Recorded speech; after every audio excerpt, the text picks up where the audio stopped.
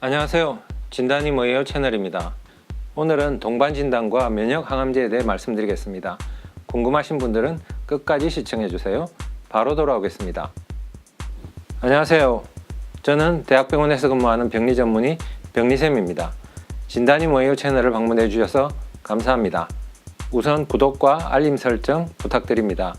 오늘은 동반진단과 면역항암제에 대해 말씀드리겠습니다. 거의 대부분의 의과대학 병원에서는 최신의 연구 동향 논문을 함께 읽고 의견을 나누는 시간이 있습니다. 과거 유방암 환자에서 허투뉴 과발현에 대한 논문을 함께 읽었었는데, 이 유전자를 표적으로 하는 항암제를 개발 중이며 유전자를 검사할 수 있는 방법에 대한 내용은 초보 전공 입장에서 상당히 흥미로웠던 걸로 기억합니다. 몇 년이 흘러 우리나라뿐만 아니고 외국의 많은 연구자들은 허투뉴 과발현 검사를 준비하거나 시작했고, 우리나라에서도 병리검사실마다 나름대로의 검사법을 만들어 판독하기 시작했습니다. 그때만 해도 아직 동반진단 검사법에 대한 명확한 개념이나 정의가 이루어지지 않은 상태였고, 허투뉴 피쉬 형광제자리 부화법뿐만 아니라 각자의 실험실에서 개발한 검사 등 다양한 방법을 사용하고 있었습니다. 하지만 표준화되지 않은 검사법들로 인해 실험실마다 또는 판독자마다 검사 결과가 조금씩 차이 난다는 사실을 곧 알게 되었습니다. 이는 환자의 치료에 큰 영향을 미칠 수 있다는 후속 연구들이 발표되기 시작하면서 환자 선별용 생체지표 검사에 대한 정확도와 정밀도가 큰 이슈로 떠올랐습니다. 이로 인해 동반진단 검사법 및 판독에 대한 중요성이 한층 더 강조되기 시작했죠. 미국 FDA는 1998년 허셉틴 성분명 트라투즈맙을 전이성 유방암 치료제로 허가했습니다. 이는 최초의 표적 치료제로서 의약품 개발의 패러다임을 바꾼 기념비적 항암제로 평가받고 있는데요. 유방암은 크게 여성 호르몬, 에스트로겐, 프로제스테론 양성, 허투뉴 양성, 마지막으로 이 세 가지가 모두 음성인 3중 음성암으로 나눕니다.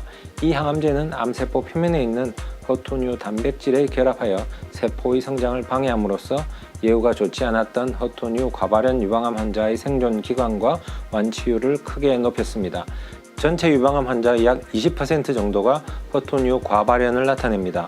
허셉틴 처방 전에 허투뉴 과발현 여부를 확인하여 해당 환자에게 투여해야만 기대한 효과를 얻을 수 있다는 말입니다.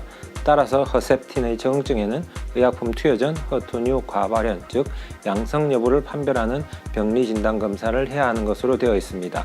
암이 발생하는 과정 동안 유전자의 변이, 세포의 증식 및 전이, 그리고 면역 반응에 대한 기전이 밝혀지면서 관련한 생체 지표를 찾아내기 시작했습니다.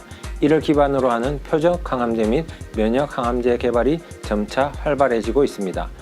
식품의약품안전처 발표 자료를 살펴보면 최근 3년간 항암제 임상시험 승인 건수는 표적 항암제와 면역 항암제가 각 30에서 40%를 차지하고 있습니다. 이런 의약품은 환자별 생체지표의 유무 또는 정도에 따라 약물 치료 효과가 아주 좋거나 아니면 전혀 효과가 없고 심각한 부작용을 일으킬 수도 있습니다. 이러한 표적 항암제 및 면역 항암제 개발과 허가가 증가하면서 치료 대상 환자를 선별하는 병리진단 검사의 중요성이 높아지게 되었습니다. 허셉틴의 경우 각 의료기관에서 면역조직화학검사, 형광제자리 부화법, 은제자리 부화법 등으로 검사할 때 검사 방법과 판정 기준에 따라 환자의 의약품 투여 여부를 판단합니다. 하지만 기준이 되는 양성, 음성 판독에 만약 차이가 난다면 환자의 치료에 직접적인 영향을 줄 수 있습니다. 따라서 병리진단 검사의 신뢰성을 확보하기 위해 임상시험을 통해 확인한 표준화 시험법을 사용해야만 약물의 효과를 정확히 예측할 수 있는 것입니다. 미국 FDA는 2014년 동반진단 의료기기 가이던스 인비트로 컴패니언 다이그노스틱 디바이스 가이던스를 통해 의약품의 안전하고 유용한 사용에 필수적인 동반진단 검사를 위해서는 FDA가 허가한 의료기기를 사용하는 것을 원칙으로 하고 두 제품의 동시 사용을 확보하기 위해 동반진단 의료기기와 의약품이 동시에 개발되고 허가되는 방안을 제시했습니다. 또한 동반진단 의료기기의 사용 목적에 효과가 검증된 의약품의 제품명과 성분명을 기재하도록 하였습니다. 우리나라는 2015년 체외동반 진단기기 인비트로 컴패니언 다이그노스틱 디바이스 허가심사 가이드라인을 발간하고 허가된 의약품의 사용에 필요한 동반진단 의료기기를 이 가이드라인에 따라 허가하고 있습니다. 2018년 6월에는 동반진단 의료기기를 사용하는 의약품의 허가사항 기재 가이드라인을 통해서 의약품의 허가사항에 동반진단 제품을 명시하도록 했습니다. 국내의 경우 의약품의 허가사항에 동반진단 의료기기를 사용하도록 명시한 최초의 의약품은 면역항암제의 주역인 키트루다입니다. 식품의약품안전처는 2016년 키트루다의 비소세포암 적응증을 추가했습니다. 환자의 치료기의 결정을 위한 진단검사의 신뢰성과 표준화된 검사법이 처방에 필수적이라 판단하여 PDL1을 검사할 때 식품의약품안전처가 허가한 동반진단 의료기기를 사용하도록 기재하였습니다. 키트루다의 동반진단 의료기기는 다코사의 PAMDX22C3입니다.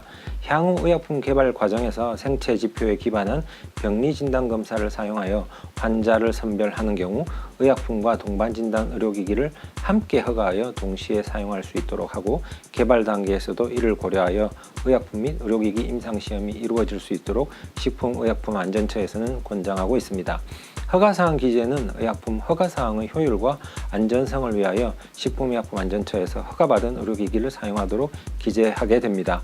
의약품 사용에 있어서 동반진단 의료기기 사용 도입은 많은 의미를 지닙니다.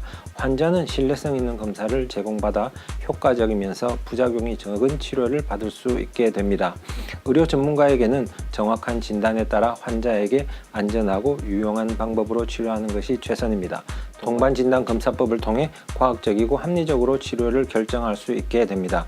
또한 치료기회의 손실이나 무용한 치료 노출을 줄이고 다른 치료기회를 박탈당하지 않도록 최선의 선택을 할 수 있게 됩니다.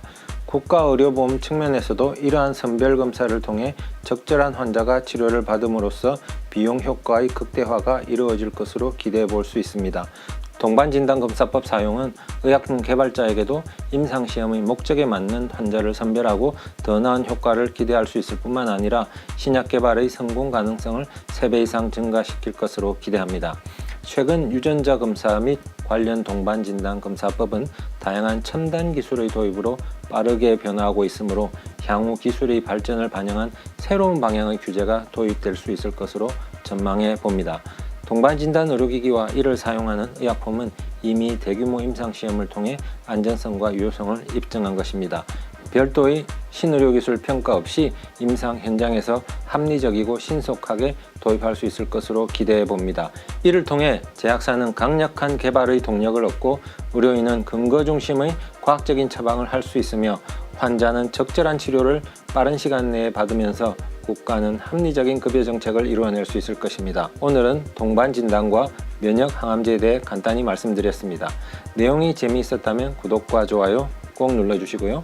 시청해주셔서 감사합니다. 다음 시간에 뵙겠습니다.